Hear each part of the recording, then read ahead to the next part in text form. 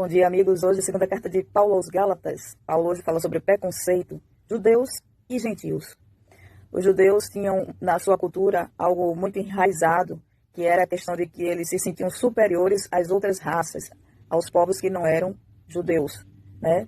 E tratavam eles como pessoas inferiores. Mesmo tendo recebido o evangelho, ainda nem todos haviam passado dessa situação de entender que Jesus é o Deus da graça e a graça é para todos. Não há distinção no reino de Deus. Acontece que Paulo narra aqui um episódio em que o apóstolo Pedro estava comendo com os gentios e quando chegaram alguns judeus, ele se levantou em preconceito àqueles gentios e foi comer com outras pessoas que eram judeus. Pedro se levantado, infelizmente isso serviu como mau exemplo para outros que também comiam com gentios. Alguns judeus, por medo de serem julgados, de serem mal interpretados, que antes comiam com as pessoas que não eram da mesma raça que eles, assim como Paulo, que também estava no seu meio. Paulo observou que esses também se retiraram, porque Pedro se retirou. E Paulo, não se contendo, realmente ele veio repreender a Pedro e a todos os outros por aquela situação. Veja o que ele diz aqui.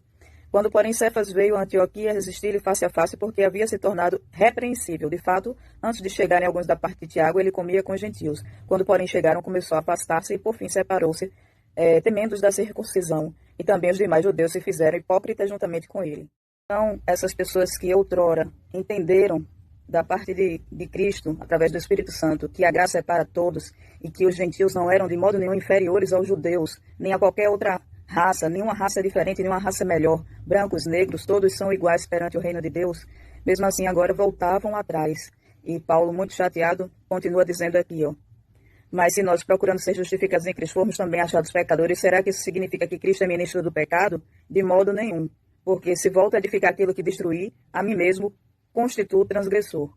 E por fim ele diz assim, porque eu, verso 19, porque eu mediante a própria lei morri para a lei a fim de viver para Deus e estou crucificado com Cristo. Logo já não sou eu quem vive, mas Cristo vive em mim.